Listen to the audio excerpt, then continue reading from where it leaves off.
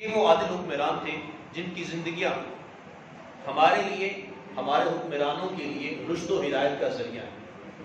انہی کے دور اقدس میں حضرت سیدنا عمر بن عبدالعزیز رضی اللہ تعالیٰ کا دور خلافت ہے۔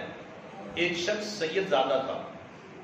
سید زادہ وہ شخص ہے، اس کی 4 بیٹیاں تھیں، اور سید زادے کا یہ عمل مبارک تھا کہ وہ ہر وقت رسول اللہ کی بارگاہ میں ہدیہ درود و سلام پڑھا کرتے تھے۔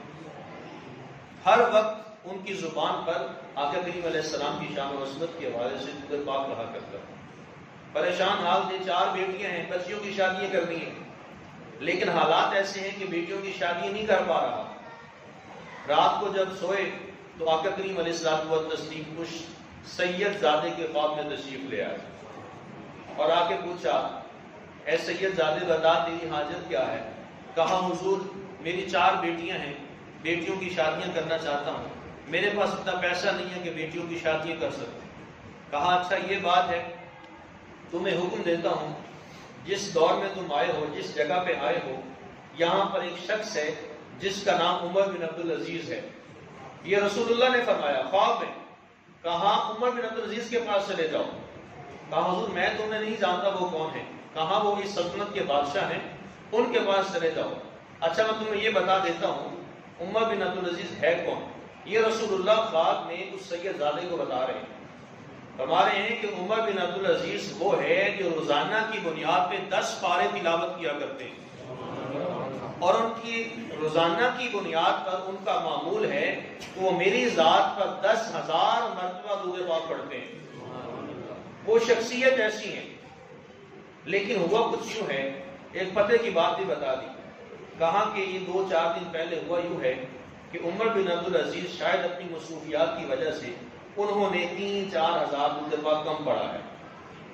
روزانہ کی بنیاد پہ 10,000 پڑھا کرتے تھے، لیکن 2-4 دن پہلے ایسا ہوا ہے کہ 3-4 ہزار انہوں نے کم پڑھا ہے، 10,000 مکمل نہیں کیا۔ تو اب جا کر کہنا ہے کہ آپ کو جرمانہ ہے، اور آپ نے جرمانہ بھی 500 دینار عطا کرنا ہے۔ اچھا اب یہ سید زادے جب یہ بیدار ہوئے، یہ چلے گئے ڈھونڈتے ڈھونڈتے بڑی دور نکل گئے، جا کر دیکھا، دل میں خیال آیا کہ بہت کوئی بڑا آدمی ہوگا جس کے پاس رسول اللہ نے بھیجا ہے، پتہ نہیں کون سا شخص ہوگا، کیسا ہوگا، پتہ بھی نہیں ہے۔ پوچھتے پوچھتے چلے گئے، جب پہنچے تو دیکھا کہ ایک شخص وہ ایک اعلیٰ سطح پر براجمان ہے اور بلند جگہ پہ بیٹھا ہے، بڑا سا اس نے ایک جبہ سا پہن رکھا ہے، بڑا قیمتی لباس پہنا ہوا ہے۔ دل میں خیال آیا کہ یہ تو وہ نہیں ہو سکتا جو رسول اللہ نے خواب میں بتایا تھا۔ حضور نے فرمایا تھا وہ تو بڑے سادہ انسان ہوں گے، یہ تو اتنا انہوں نے قیمتی لباس پہنا ہوا ہے، یہ تو نہیں ہو سکتے۔ فرماتے ہیں وہ سید زادے خود فرماتے ہیں کہ میں پاس گیا اور جا کر میں نے کان میں کہا کہ آپ بھی عمر بن عبدالعزیز ہیں؟ کہتے ہیں ہاں میں ہی عمر بن عبدالعزیز ہوں۔ کہا کل آپ روزانہ کی بنیاد پہ 10,000 درود پاک پڑھتے ہیں، وہ عمر بن عبدالعزیز بڑے غور سے دیکھیں اس شخص کو، سید زادے کو، کہ یہ ایسا راز ہے جو میں نے آج تک اپنی بیوی کو نہیں بتایا۔ تو یہ آنے والا شخص ہے، یہ کہہ رہا ہے کہ آپ روزانہ کی بنیاد پہ 10,000 درود پاک پڑھتے ہیں۔ عمر بن عبدالعزیز کہتے ہیں کہ یہ راز تو میرے رب کا راز ہے، میرے محبوب کریم علیہ السلام کا راز ہے۔ یہ راز کی باتیں یا تو مجھے پتہ ہے یا میرے خدا کو پتہ ہے۔ یہ راز کی بات یا تو مجھے پتہ ہے یا میرے نبی کو پتہ ہے کہ روزانہ کی بنیاد پہ 10,000 درود پاک پڑھتا ہوں۔ کہاں تم ہو کون؟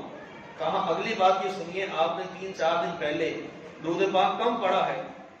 عمر بن عبدالعزیز دیکھنا شروع ہو گئے کہ یہ شخص کون ہے، اس کا بازو پکڑا اور ایک طرف ہو گئے۔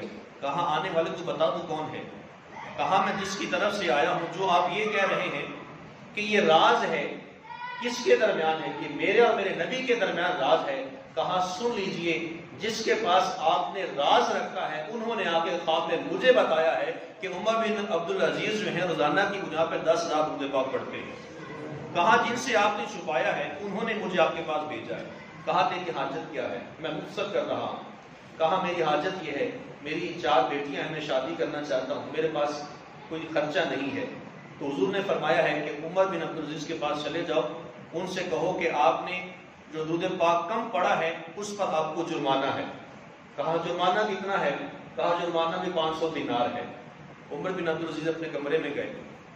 اچھا کمرہ ایسا تھا جو باہر سے بڑا خوبصورت عالی شان تھا، جب دورہ کھولا اندر دیکھتے انتہائی سادہ، ایک مٹکا ہے، 2 پیالے ہیں اور ایک کھجور کی وہ جھال پڑی ہے، اور بالکل سادہ، کوئی عالی شان مرتبت کا وہ محل نہیں تھا، بالکل سادہ۔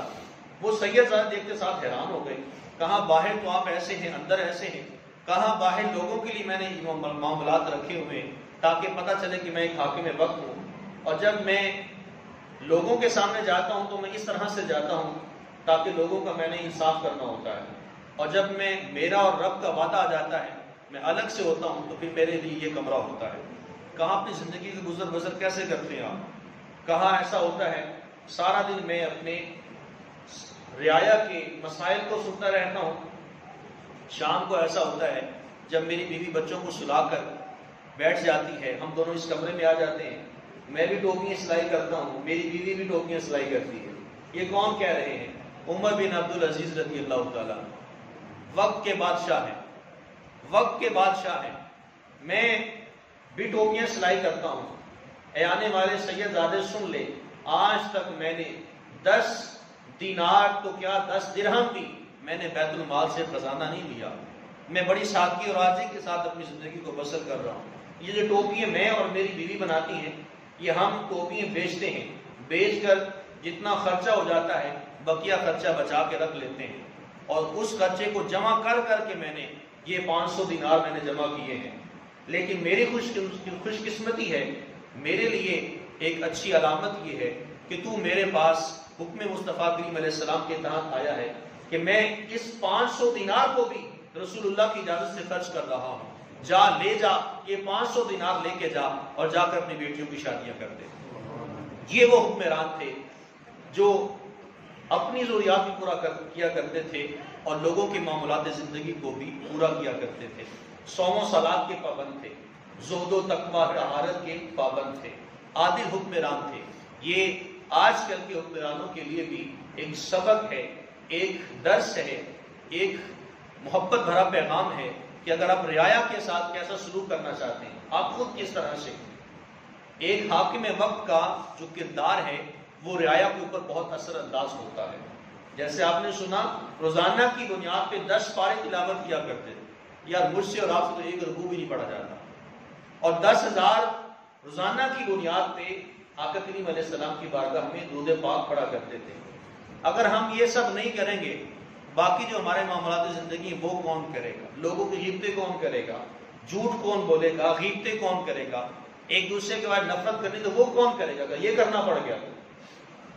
یہ وہ معاملات زندگی تھے جو ہمارے اسلاف میں بزرگان دین اپنایا کرتے تھے، آج ان کے نام بھی رہتی دنیا تک قائم ہیں، اور آج وارثان منبر و محراب ان کا نام لے کر اپنی گفتگو کو نچھاور کرتے ہیں، نکھار پیدا کرتے ہیں، اور لوگوں کے دلوں میں ایمان افروز واقعات کو سنا کر ان کے دلوں کو بھی تازگی فراہم کرتے ہیں۔ حضرت ذی وقار ایک عادل حکمران ہی اپنی رعایا کے لیے نیک وقت ہوتا ہے، اور ایک عادل حکمران ہی سے کل قیامت کے دن سوالات کیے جائیں گے، اس سے پوچھا جائے گا کہ تو نے اپنی رعایا کے ساتھ کیسا سلوک کیا ہے۔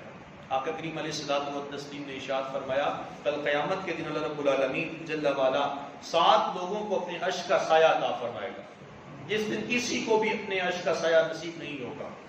اس دن 7 لوگوں کو اب رب کریم جل وعلا اپنے عرش کا سایہ عطا فرمائے گا، اس میں ایک شخص وہ بھی ہوگا جو عادل حکمران ہوگا، جو بادشاہ ہوگا، جس نے رعایا کے حقوق کو پورا کیا ہوگا۔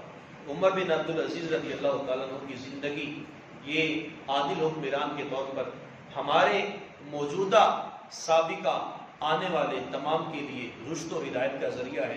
انہی لوگوں کی زندگیوں کو پڑھ کر ایک ایسی ریاست کو تشکیل دیں جو قرآن اور سنت کے بالکل عین مطابق ہو، جو بھی عمل قرآن و سنت کے بالکل مخالف ہو وہ شریعت کے بالکل مخالف ہوتا ہے، اس سے رعایا کو بھی تکلیف ہوتی ہے، دنیا میں بھی ذلت ہے اور آخرت میں بھی ذلت اور رسوائی کا سامنا کرنا پڑ سکتا ہے۔